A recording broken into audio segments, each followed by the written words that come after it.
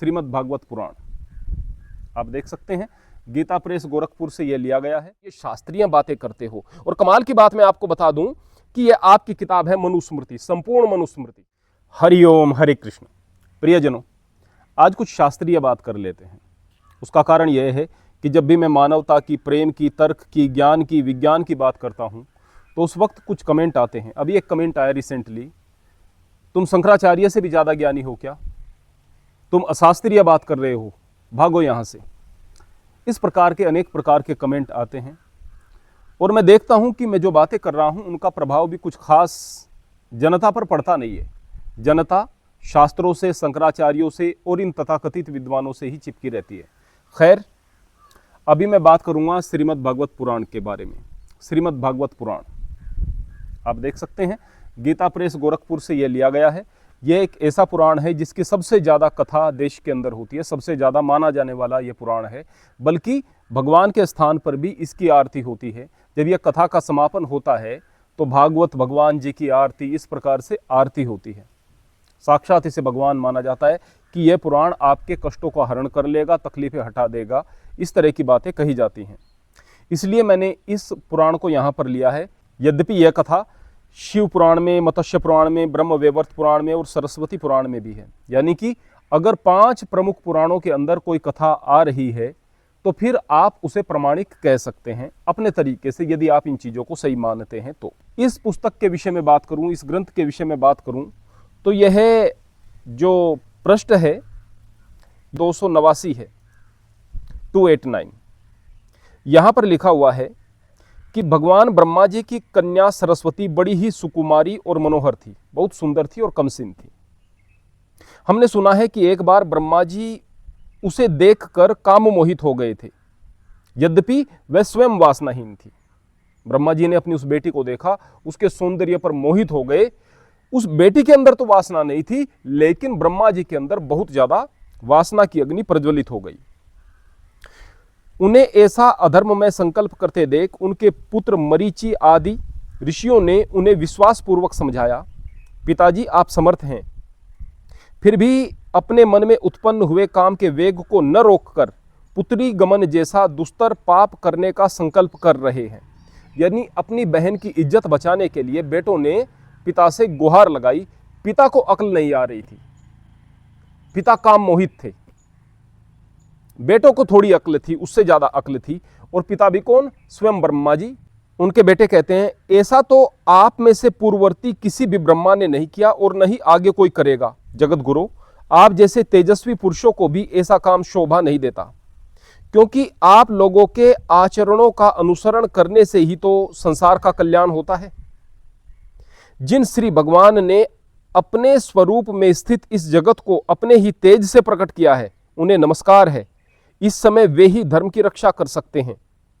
अपने पुत्र मरीचि आदि प्रजापतियों को अपने सामने इस प्रकार कहते देखकर प्रजापतियों के पति ब्रह्मा जी बड़े लज्जित हुए और उन्होंने अपने उस शरीर को उसी समय छोड़ दिया। खैर, यहाँ पर ब्रह्मा जी को शर्म आ गई थोड़ी सी कि मैंने यह गलत काम किया है, और उन्होंने अपने शरीर का अंत कर लिया। लेकिन शिव पुराण में ऐसा नहीं करते। वो शिव पुराण में उनकी पुत्री अपनी इज्जत बचाने के लिए पहले इस दिशा में दौड़ती है तो उनका एक मुख देख लेता है, फिर दूसरी दिशा में दौड़ती है, दूसरा मुख देख लेता है, तीसरी दिशा में दौड़ती है, तीसरा मुख, और चौथी दिशा में दौड़ती है तो चौथा मुख देख लेता है। फिर अंत तो गत्वा आकाश की ओर गमन करने लगती है अपनी इज्जत बचाने के लिए, जो उनकी पुत्री सरस्वती है। अब उसके बाद वह उनके पीछे आकाश की ओर भी चलते हैं तो भगवान शिव इस बात को देख करके क्रोधित हो जाते हैं और उन्होंने अपने त्रिशूल से ब्रह्मा जी के उस 5वें सर को काट दिया। 4 अभी विशेष थे। ब्रह्मा जी को अपनी गलती का एहसास हुआ, जब सर कट गया तब गलती का एहसास हुआ। फिर उन्होंने भगवान शिव से क्षमा याचना की। इसमें आगे और भी कहानी जोड़ दी जाती है कि क्योंकि ब्रह्म हत्या का दोष भगवान शिव को लग गया तो वह पापी हो गए। अब उस पाप से मुक्ति के लिए वो इधर उधर घूमने लगे। फिर वह कपाल मोचन तीर्थ, जो कि यमुनानगर के बिलासपुर में स्थित है, वहाँ पर गए और जाकर के वहाँ पर एक सरोवर में उस सर को धोया, तब जाकर वह उस पाप से मुक्त हुए, वह सर उनके हाथ से अलग हुआ। आगे यह कहानी भी जोड़ दी जाती है। चलो खैर, इन आगे की कहानियों के विषय में हम बात नहीं करेंगे, लेकिन शिव पुराण के अंदर तो अगर बात करें, ब्रह्मा जी को बाद तक अक्ल नहीं आती जब तक उनका सर नहीं काट दिया जाता। वहां पर यह कहानी अलग रूप में है। अगर बात करें हम सरस्वती पुराण के विषय में, ब्रह्मवैवर्त पुराण के विषय में, मत्स्य पुराण के विषय में, वहां पर क्या होता है कि ब्रह्मा जी जो हैं वो अपनी पुत्री का सील हरण करने के लिए, उसके साथ दुराचार करने के लिए, उस पर काम मोहित होकर के इतना ज्यादा इधर उधर दौड़ते हैं कि परेशान आ जाती है सरस्वती, और फिर सरस्वती जो है आत्महत्या कर लेती है अपने पिता से बचने के लिए। अब इस कथा में मैं मां सरस्वती को सरस्वती कहकर पुकार रहा हूं, और ब्रह्मा जी का भी हो सकता है कई बार सम्मान से नाम न लिया गया हो, क्योंकि ये कहानियां ही ऐसी हैं। मां कहना या फिर उनका सम्मान से नाम लेना वो तो बात अलग है, उनकी तो इज्जत बचाना ही मुश्किल हो रहा है। जबकि मेरे लिए सरस्वती विद्या की देवी है। ये किताबें मेरे लिए सरस्वती हैं, जिन किताबों को पढ़ करके हमें ज्ञान आता है और हम उसका हृदय से सम्मान करते हैं। हम देवी के रूप में उन्हें नहीं देखते हैं, जिस तरह से आप एक प्रकट देवी के रूप में उन्हें देख रहे हैं, और इस तरह की कहानियों को आप सच मान रहे हैं। सबसे पहले मैं आप लोगों से बता दूं कि आपके तो पुराणों में भी कॉन्ट्रडिक्शन है, एक ही कहानी को लेकर के मतभेद है। और चलो मतभेद को अलग मान लें, एक बात तो पक्की है कि ब्रह्मा जी अपनी बेटी पर मोहित हो गए और उसके पीछे कामातुर होकर के दौड़े। ब्रह्मा जी की बात हो रही है भाई, ब्रह्मा जी जो आपके ईश्वर हैं, तो फिर देवताओं की तो बात ही क्या, फिर सामान्य लोगों की तो बात ही क्या। फिर तो आप लोगों में से कोई भी अपनी बेटी के साथ में दुराचार इत्यादि करे, आपकी तो कुछ खता ही नहीं, जब भगवान ही खुद मोहित हो सकते हैं। और आप में से कुछ लोग कहेंगे, अरे यहां पर ब्रह्मा जी ज्ञान के, यानी सरस्वती का मतलब ज्ञान के प्रति इतने मोहित हो गए कि उन्होंने अपने प्राणों को दांव पर लगा दिया। ये प्रेरणा मिलती है, ये प्रेरणा मिलेगी ऐसे। इस कहानी को ऐसे भी तो बताया जा सकता था कि ब्रह्मा जी ज्ञान के लिए बहुत ज्यादा उत्सुक थे, वो ज्ञान प्राप्त करने के लिए तपस्या कर रहे थे, वहां गए यहां गए इत्यादि इत्यादि। बेटी बताया गया, बेटी पर मोहित बताया गया, कामातुर होना बताया गया। बेटे कह रहे हैं कि इस तरह का पाप कर्म न करो, ऐसा पहले किसी ब्रह्मा ने नहीं किया, बाद में कोई ब्रह्मा नहीं करेगा, यानी पहले कोई ब्रह्मा ज्ञान के लिए आतुर ही नहीं था। ये किस तरह की बातें कर रहे हो? यानी कोई भी गंदी बात हो, आप लोग उसको गंदी नहीं कहोगे, उसको तोड़ मोड़ करके प्रस्तुत करोगे। ये हैं आपकी शास्त्रीय बातें। अहिल्या की कहानी आपने सुनी ही होगी। देवता किसे कहेंगे? देवता कहेंगे जो कि श्रेष्ठ कार्य करने वाला है, जो देने वाला है, वो देवता है। अब अच्छे कार्यों के पारितोषिक स्वरूप ही तो स्वर्गलोक मिलता है लोगों को। आप लोगों की मान्यता के अनुसार यदि मैं बात करूं, स्वर्ग में देवता गए, और देवताओं के भी राजा, तो उनमें तो गुण ही गुण होने चाहिए थे। देवताओं के राजा एक ऋषि की पत्नी पर मोहित हो जाते हैं, अहिल्या पर। ऋषि गौतम की पत्नी अहिल्या पर मोहित हो जाते हैं। अब वो जुगाड़ लगाते हैं कि किस तरह से उनका सील हरण किया जाए। अब वो चंद्रमा को साथ में लेते हैं। चंद्रमा धोखा देता है ऋषि गौतम को, ऐसा जता देता है कि सुबह हो गई है, मुर्गे का रूप धारण करके बांग देता है, और सुबह चल देते हैं ऋषि गौतम। और इंद्र जो है ऋषि गौतम का ही रूप धारण करके माता अहिल्या के पास में जाते हैं। अब बेचारी उस स्त्री का क्या दोष, वो तो अपने पति को ही देख रही थी। अब वहां पर जो ऋषि गौतम है वो थोड़ा समय से पहले लौट आते हैं, लंबी कहानी है वैसे तो, और देखते हैं कि ये क्या हो रहा है। तो वो अपनी पत्नी को श्राप दे देते हैं कि तू शिला हो जा। अब उस पत्नी की क्या खता थी। और चंद्रमा को शाप देते हैं कि तुम्हें क्षय रोग हो जाएगा। क्षय रोग यानी तुम घटते रहोगे, क्षय रोग का मतलब घटता ही रहना। तो इसीलिए तब से चांद घटता और बढ़ता रहता है। कमाल की बात है, सारे विज्ञान के नियमों को ताक पर रख रहे हो। ये चांद क्यों घटता बढ़ता है, इस बात को आप सभी लोग जानते हैं। किस तरह से चंद्रमा पृथ्वी का चक्कर काट रहा है, किस तरह से सूरज की जो रोशनी है वो रिफ्लेक्ट होकर के आती है, जिससे चंद्रमा पर पृथ्वी की छाया दिखाई देती है, उससे वह घटता बढ़ता अपनी स्थिति के कारण दिखाई देता है। लेकिन वहां पर वह क्षय रोग हो गया है, और क्षय रोग के कारण ये सारी चीजें हो रही हैं। किस तरह से विज्ञान की ऐसी तैसी कर दी आपने, मानवता की ऐसी तैसी कर दी, देवता वहां पर आपके जो है गलत कार्य कर रहे हैं। ये शास्त्रीय बातें हैं आपकी, ये शास्त्रीय ज्ञान है। थोड़ी देर तक कबीर को बैठ करके सुन लो, किसी दोहे को सुन लो, आपका कल्याण हो जाएगा। एक छोटा सा दोहा, बहुत देर की इन मूर्खतापूर्ण बातों को सुनने से, इन शास्त्रीय बातों को सुनने से बेहतर कबीर का एक दोहा सुन लेना, रविदास जी का एक उपदेश सुन लेना, गुरु नानक देव जी का एक उपदेश सुन लेना, पता चल जाएगा तुम्हें ज्ञान का। ये कहानियां तुम्हारा उद्धार करेंगी। अगर बात करेंगे सामान्य लोगों की, उनकी खताई क्या है? आपके देवता इस तरह के कार्य कर रहे हैं। कुछ लोग कहते हैं कि ऋषि गौतम ने जो है अपनी धोती से चंद्रमा के ऊपर एक वार किया जिससे कि उसके ऊपर धब्बे पड़ गए। धोती गीली थी, धब्बे पड़ गए। ये चंद्रमा पर धब्बे इसीलिए हैं क्या? ये चंद्रमा के गड्ढे हैं, वहां पर प्रकाश का रिफ्लेक्शन कम होता है, इसलिए वो गड्ढे दिखाई देते हैं। ये स्पष्ट रूप से बात है, लेकिन वहां पर धोती का प्रहार कर दिया। अब आपकी ये नई कहानियां, अगर इन कहानियों को मानेंगे तो क्या यह धर्म का हिस्सा है? क्या इनसे कुछ ज्ञान आपको मिल रहा है? लेकिन फिर भी आपको शास्त्रीय बातें चाहिए। शास्त्रीय, अरे धिक्कार है तुम्हारे शास्त्रों पर, इस तरह के शास्त्रों पर। शास्त्रों को तो तुम्हें पढ़ना ही नहीं है, जो शास्त्र है वो पढ़ना ही नहीं है।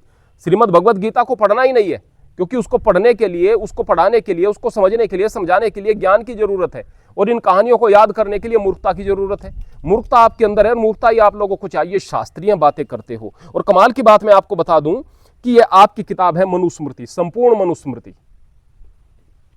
यहां पर आप अध्याय 5 में आ जाते हैं। अध्याय 5 के कुछ श्लोक हैं। अगर मैं इस किताब के विषय में बात करूं, मेरे पास जो किताब है इसके पृष्ठ नंबर 163 पर आप आ जाते हैं। 163 में आप श्लोक नंबर 27 से लेकर के विशेष रूप से और श्लोक नंबर 42 तक आप उनका अच्छी प्रकार से अध्ययन करें। आपको यह किताब बताएगी कि आपको कैसे कैसे मांस खाना है, किस किस तरीके से खाना है। मंत्र के द्वारा प्रोक्षण संस्कार से युक्त हवन किया गया जो मांस है वह खाया जा सकता है।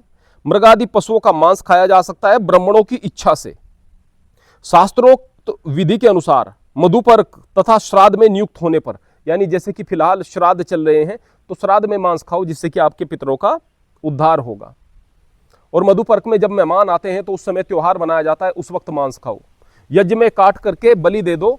यज्ञ में जो है चढ़ाया गया मांस, वो भी कोई पाप इत्यादि नहीं होता। इस तरह से मांस अवश्य खाना चाहिए, अवश्य खाना चाहिए, यह लिखा हुआ है, अवश्य खाना चाहिए।